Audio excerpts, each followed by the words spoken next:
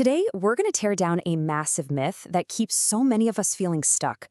We're going to stop waiting around for inspiration and instead start becoming the architects of our own action. So, let's get building. So, let me just ask you something straight up. Think about that big goal, that new habit, that thing you keep saying you're going to start.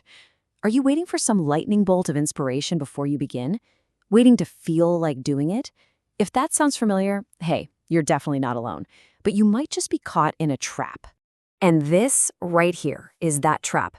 We've all been sold this myth our entire lives, that you have to feel motivated before you can take action. But the truth, and this really changes everything, is the complete opposite. That feeling of motivation, it doesn't come first. It's the result of taking action. The doing creates the feeling. Okay, so let's pull the curtain back on this whole idea. We're going to call it the motivation lie. Because trying to build your success on a feeling that comes and goes, well, that's just a losing strategy if you want to get anywhere meaningful. So what is motivation really? It's not some mystical force you can just summon on command. It's just an emotion, like feeling happy one minute or kind of down the next. It fluctuates. I mean, think about it. Would you build the foundation of your house on something as unpredictable as the weather? No way. So why on earth are we trying to build our most important goals on it? And this metaphor just hits the nail on the head. Motivation is a visitor. It drops by when it feels like it, says hi, and then it leaves. You can't depend on a visitor to be there every single day to do the work. You need a permanent resident. You need a system that shows up every morning, regardless of how you feel.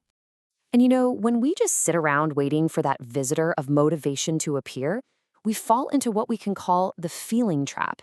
It's this super frustrating, endless loop that keeps even the most ambitious people from making any real progress. Does this cycle look a little too familiar? Step 1, you set a big, awesome goal.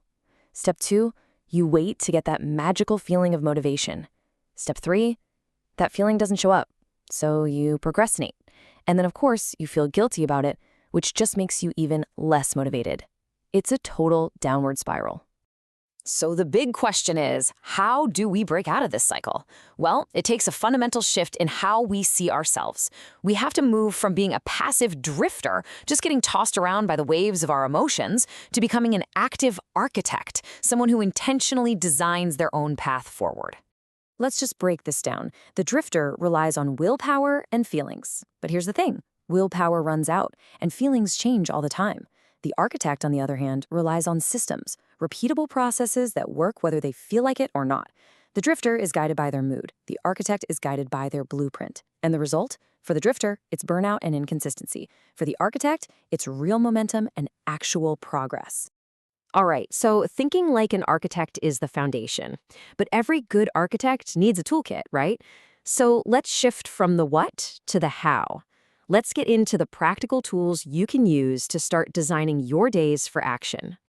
And the most foundational tool is just understanding how habits work. It's a super simple 3-step loop. First, there's a cue, which is just the trigger that tells your brain to get started. Then comes the routine. That's the action itself. And finally, the reward, that little payoff that tells your brain, hey, that was good, let's do it again. See, a smart architect knows that willpower is weak, so they design an environment that does the heavy lifting for them. This is all about making the good habits obvious and easy, like laying out your workout clothes the night before, and at the same time making the bad habits invisible and hard, like putting your phone in another room when you need to focus. You can even stack a new habit onto one you already do, like meditating for just 1 minute right after you pour your morning coffee. But the key to all of this? Start so small it feels ridiculous not to do it. This idea of starting small leads us right to the architect's most powerful principle, and it might sound a little counterintuitive. It's the idea that consistency will always beat intensity. Those small daily actions have a power that grand gestures just can't match. Just look at this chart. It really puts things into perspective. Which approach builds a real lasting habit? On one side, you've got one heroic 3-hour workout. It feels awesome for a day, but it's totally unsustainable and leads to burnout. On the other side, a bunch of small, easy 15-minute walks. Any single walk feels like nothing, but the power isn't in one event, it's in adding them all up. And the numbers really prove it. The small, consistent effort actually adds up to more total time. We're talking 225 minutes versus 180. But more importantly, it builds an actual habit and creates momentum. That's something the single intense workout just can't do. consistency compounds. And that's really the secret. Progress isn't about that one big breakthrough moment. It's about the series of small, repeatable, and honestly, kind of boring actions you take every single day. That's how you build unstoppable momentum. So finally, let's reframe a word that most of us have a pretty complicated relationship with: discipline. We're taught to see it as punishment, as something harsh. That's the drifter's view. But the architect? The architect understands that true discipline is something else entirely. It's about self-trust. I mean, what if discipline wasn't about forcing yourself to do things you hate? What if it was simply an act of self-respect? Every time you follow through on a small system you've designed, going for that walk, writing for 5 minutes, you're not just taking an action. You're casting a vote for the person you want to become. You're building trust with the most important person in your life, yourself. And this quote just captures the whole idea so perfectly. The goal isn't to grit your teeth through a life you dislike. The goal is to architect a daily existence, brick by brick, habit by habit, that actually aligns with who you truly want to be, a life you don't need a vacation from. So I'll leave you with this. Don't worry about motivation. Don't wait to feel ready. Instead, just ask yourself this one simple question. What is the smallest, most laughably simple system you can build for yourself today to honor a promise you've made to your future self? Whatever that is, start there.